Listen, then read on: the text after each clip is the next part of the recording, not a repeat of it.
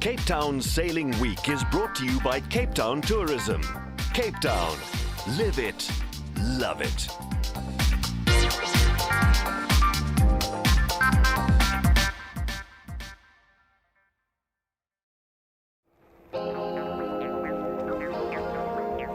The inaugural Cape Town Sailing Week got off to a wet and soggy start in Hout Bay. The idea of combining two traditional Cape regattas into one major event involving 6 days of racing over 2 long weekends was met with enthusiasm by Cape Town's top skippers, with a record entry of 16 yachts in the top-level IRC division. What a lovely day.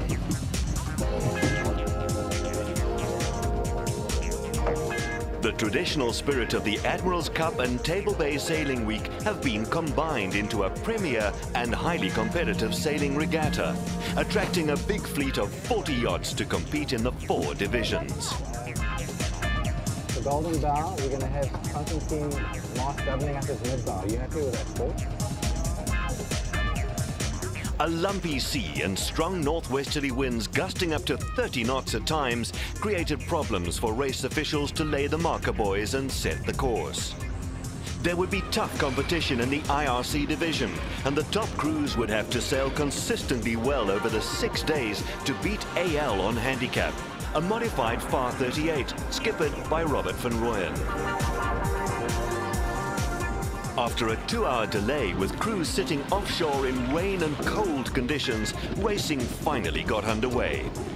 Ballyhoo 2, with Ian Park-Ross at the helm, is one of the entries in the IRC division. They'd be up against the likes of Lobelia and IMX 40, skippered by Kling and Meek. The competition will be just as fierce between Puma Unleashed and New Balance Gumption in some close-quarter racing. 8 yachts had entered in the smaller L26 fleet, and there would be tough competition to beat Rodney Tanner on Team Escape. On the Windward-Leeward course, the fleet would have to beat up to the Windward mark and then run back down to the Leeward mark to complete 3 laps of the 2 nautical mile course. 8 seconds, skippered by Harry Brem, just manages to stay ahead of AL as they round the Leeward mark.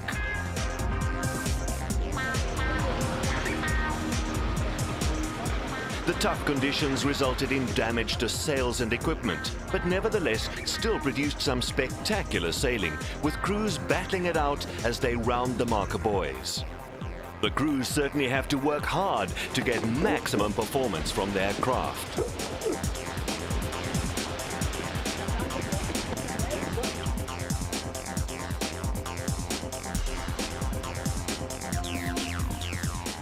The 27-foot Pacer 3, skippered by Trygve Roberts, is the smallest entry in the IRC fleet, but quite capable of mixing it with the big boys. The Cape Town Sailing Week attracted some 350 crews to the newly formed regatta, an indication that the event was almost guaranteed to be a success in the future. With only 1 race being completed in Hout Bay, it's still too early to predict an overall winner. But at the end of day 1, AL leads the IRC fleet on handicap, ahead of High Fidelity, New Balance and Puma Unleashed. Rodney Tanner on Team Escape are the winners in the L26 division, with Magimoto 2 and Mighty Lemon Drop leading the Club 1 and Club 2 classes respectively.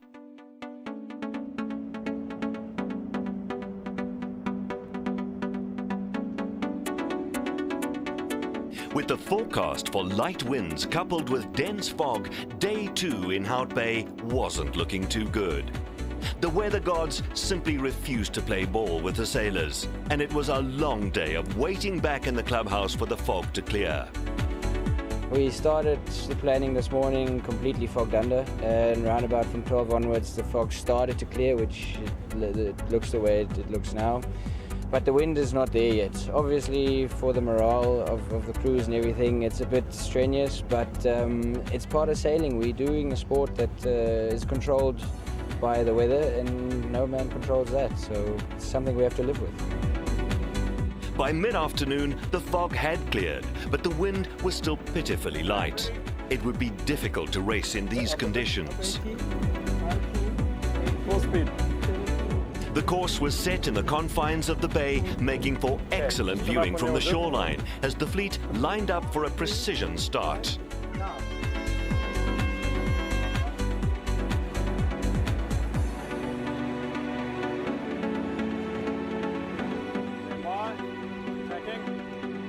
Mark Sadler, skippering High Fidelity, certainly had his work cut out for him at the start line, with some close manoeuvring to clear the fleet and find clean air.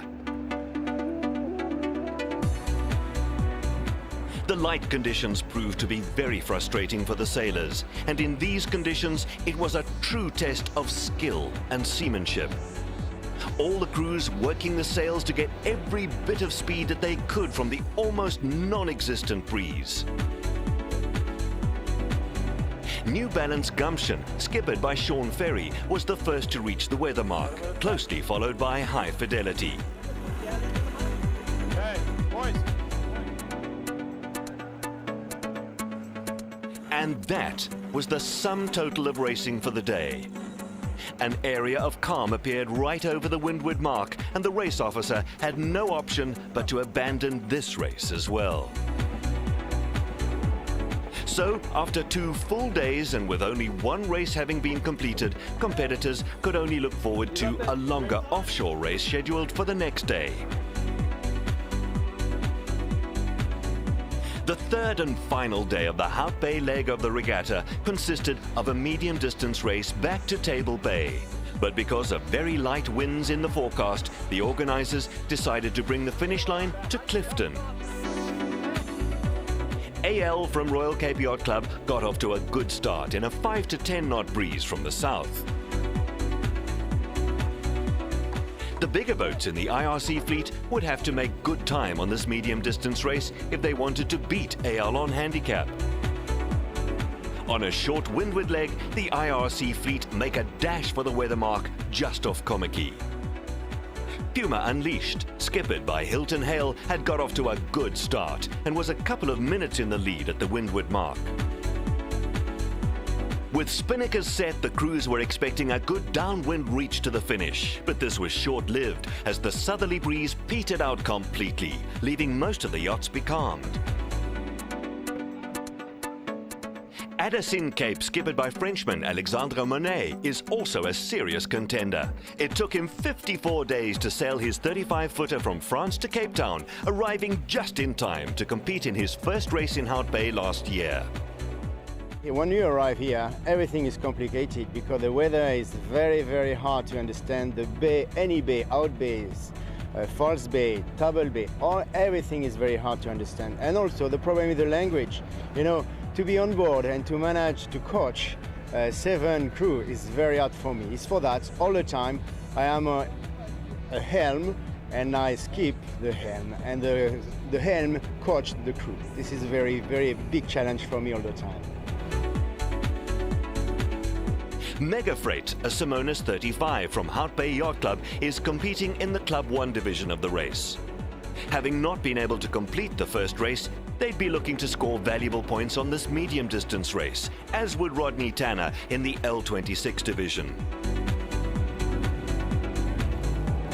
Within an hour, the entire fleet was in a stranglehold of a calm off the Atlantic seaboard, and it would be an agonizing, slow beat back to Cape Town.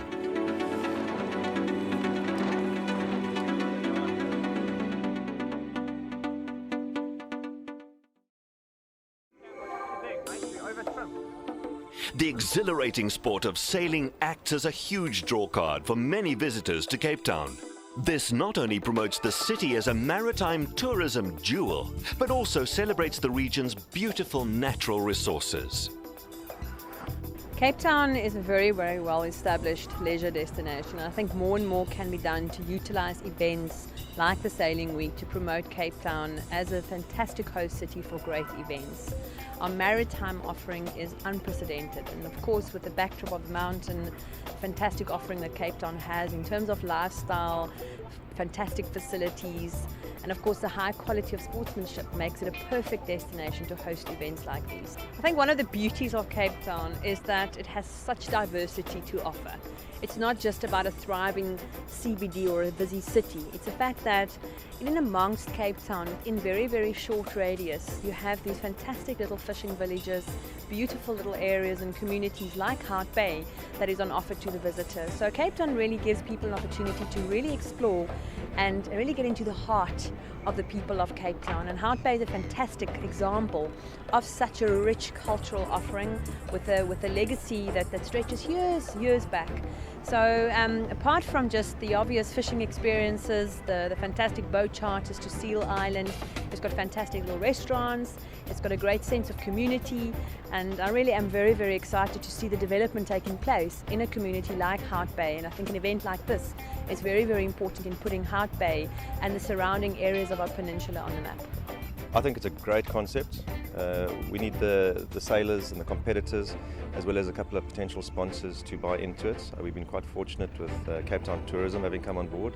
I think it's made a difference having two venues where we actually end up sailing between two different capes. So it definitely has added a new perspective. And I think we must just grow from here, get some momentum and for the next couple of years going forward, and hopefully we can attract people from upcountry and eventually from overseas. Hi guys! Mail on! Day one in Table Bay, and it's all action at the start. Mark Sadler of Shosholoza fame describes what it's like to get a big boat going at the start of a race. Well, with this boat, it's a very hard boat to start. It acts a bit more like a 60-footer than a 47-footer. It's got a very fine keel, so it slips sideways. So at the start, we've got to give ourselves some room to be able to get the bow down and the boat rolling. With boats like New Balance and Paul Gucci's boat, Wind Power, they are easier to maneuver at the start. So we've just got to, our tactic is to sail clean, make sure we've got clear air, and try and get a little jump on the guys on the first windward leg.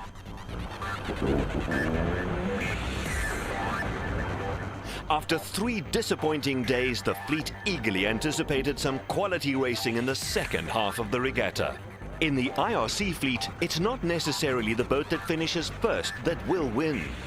The top racing fleet would be looking to complete each race in the shortest possible time and would be hard-pressed to beat the corrected handicap time of AL, one of the top favorites in the race. We rate the lowest out of the entire fleet. We have the lowest handicap, so theoretically we could be last across the line and still win the race. The lower your handicap rating is, technically the slower you should be, and we do suffer because the boat is slower than the other boats. It's heavier, and we still have to sail very, very hard. It's no excuse. You still have to sail as hard as you can. The level of competition in the IRC fleet is top-notch, where even the slightest mistake will cost a place or two. Very little separates the two 42-footers, Tenacity 2 and 8 seconds, as they beat to the weather mark. While up front, New Balance Gumption was pushing hard to haul in Mark Sadler on high fidelity.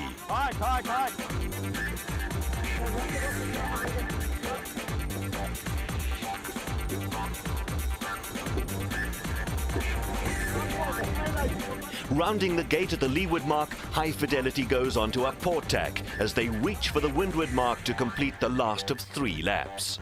Crossing the line first, they have this race in the bag, but have to settle for 5th place on handicap.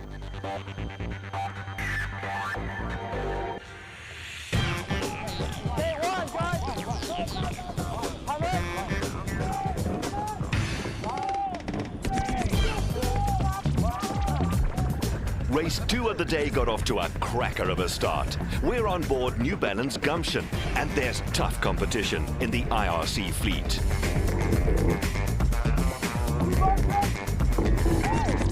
At the windward mark, Wind Power, skippered by Rick Nankin, has closed the gap on New Balance Gumption, and it'll be a close race from here.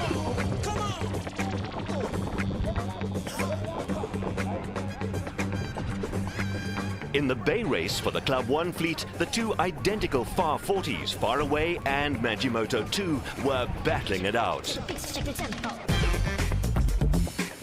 Ballyhoo too were doing well, moving up to one of the top 4 places on handicap. In the L26 class, the competitiveness was just as fierce between JML 3 and Warlock. Rick Nankin on Wind Power had opted not to race in Hout Bay.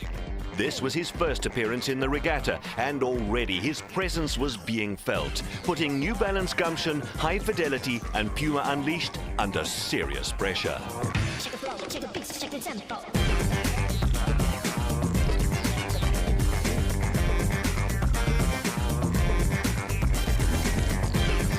Wind Power has been optimized for round-the-buoy racing and will be a strong contender for winner on handicap. Throughout the racing so far, Puma Unleashed has received some stiff competition from New Balance Gumption. Being a light boat, they'd have to up their game to remain competitive. New Balance finish in 3rd place, but it's Wind Power that now leads on handicap. New Balance Gumption is our biggest competition. We obviously need a lot of breeze to do well against them, so we've had pretty light conditions, especially today. Unleashed is a very light boat, so one wave and a bit of chop and it stops her, and it takes us a while to get powered up again. So we probably need 15 knots plus to be competitive with the bigger boat like High Fidelity and Wind Power. But we were very similar to Gumption today. 230. With the weather having cleared quite considerably, the IRC fleet lined up for the final race of the day. Keep the power, keep the speed, keep the boat rolling, guys.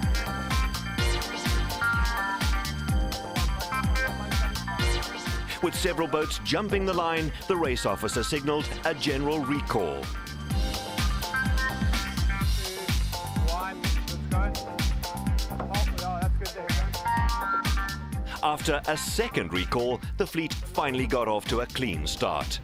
But the wind was shifting, and if read correctly, would lead to some huge gains, especially among the leading boats. In racing like this, no quarter is given to your opposition, with the 4 top contenders having been constantly at each other's throats, made for some great racing. It was really good, very good competition. The boats are all pretty close. A lot of tactics play a big role, and I think the biggest problem right now, or the biggest criteria, is your teamwork. Today in the first race, our teamwork was not there, and we had to stop racing and re-go through things. But the second and third race, we were back actually on it. Sean drove a very good start. In fact, on all the races, 3 brilliant starts. On the first race, like you said, the crew work let us down a little bit, but on races 2 and 3, we did very well. In fact, particularly in race 3, there was a big wind shift, and John Martin, sitting on the back of the boat, he called it. He said, "Here comes the rain. Let's go towards the new wind pattern." So we went towards it, and boom, we popped out in front again.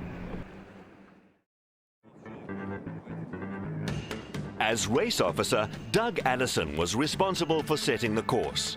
Light, shifting wind conditions made it extremely difficult to set a course that would make the racing fair for everyone.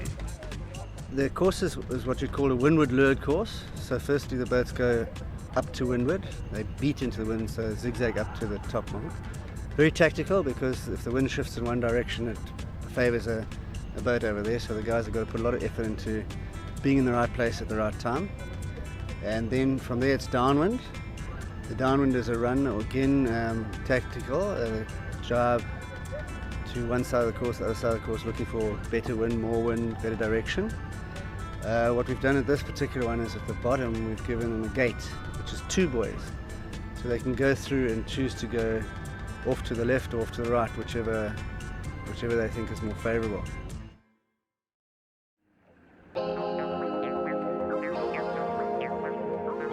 Wind Power, a recently built Landmark 43, is the newcomer on the racing circuit.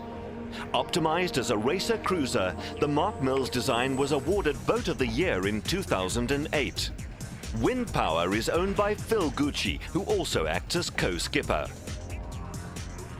The boat was built in Dubai, and we've been very satisfied with the way she was constructed. She is a beautiful boat, and she's come in with a pretty accurate handicap. I think the success of this boat is the quality. I think one must give full credit to Rick Nankin, who skippers the boat, and I consider Rick to be one of the best helmsmen and also the best skippers in South Africa. It's a fantastic boat, state-of-the-art cruiser racer, designed specifically for the IRC rule. It's quite unique to South African fleets because in this size range of boats, the designers have found that they can unlock the rule by designing narrow, heavy boats with lots of power and lots of sail area. And that's what Wind Power is. She goes to windward very well, and all the races normally start with a windward leg. So if you've got a boat that starts well, it helps you set up a race. And then she's very good downwind in light and medium conditions, which we've been having. And she sails above her rating. This is how they call it, above her rating. So when you're sailing a boat like this, you can settle down, relax, and get the crew to do things nicely. There's no rush, there's no histrionics needed because the boat does a lot of it for you. So you can really perfect the art of sailing by being on a very good boat like this. Cape Town is recognized as one of the world's best cities. And with the 2010 World Cup Soccer Tournament just around the corner, sporting events like the Cape Town Sailing Week play a valuable role in promoting the city as a host venue. The fact that we will be able to portray Cape Town globally into the lounges of viewers from all over the world, and many people never having really been exposed to our city, is a huge opportunity. And of course the visitors that will actually come to Cape Town, many of those guys have never thought about coming to Cape Town. So if we did not host the World Cup, they might never have come here. And it's an opportunity for us to convert them into our brand ambassadors and for them to come back perhaps in a few years' time as leisure events or business travelers.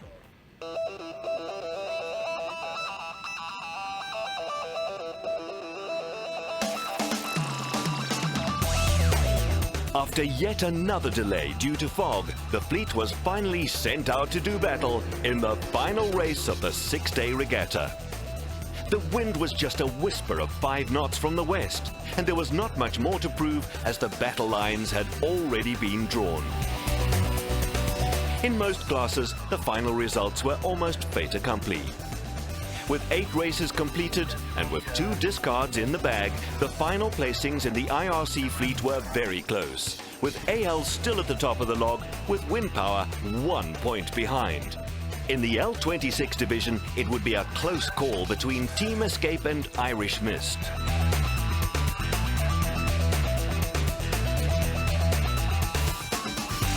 The fleet finally got going in ultra-light conditions, and it wasn't long before Wind Power took the lead in the now customary pattern in the IRC fleet.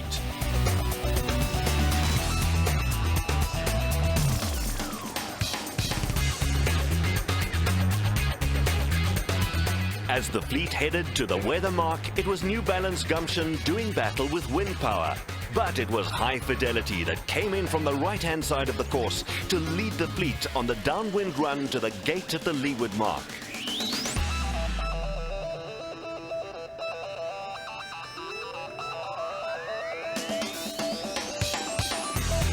The wind remained light, but the full course was completed by the whole fleet.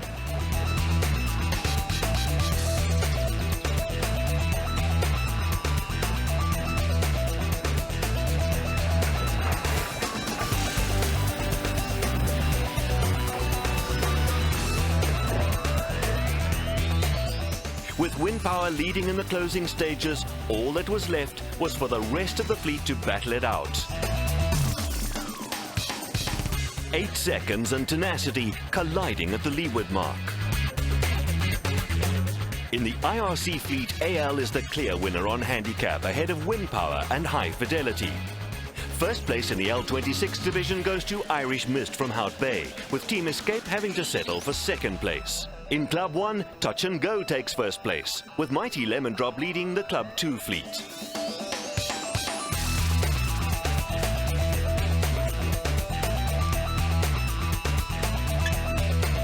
The Royal Cape and Hout Bay Yacht Clubs combined their resources to present a prestigious and exciting sailing regatta, and one can only look forward to the next Cape Town Sailing Week.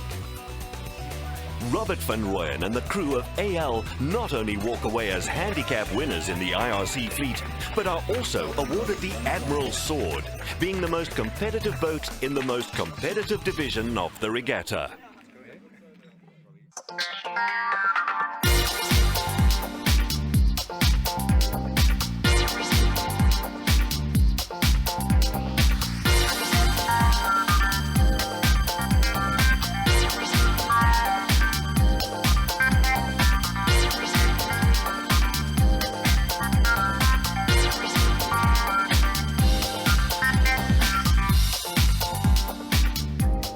The Cape Town Sailing Week was brought to you by Cape Town Tourism. Cape Town. Live it. Love it.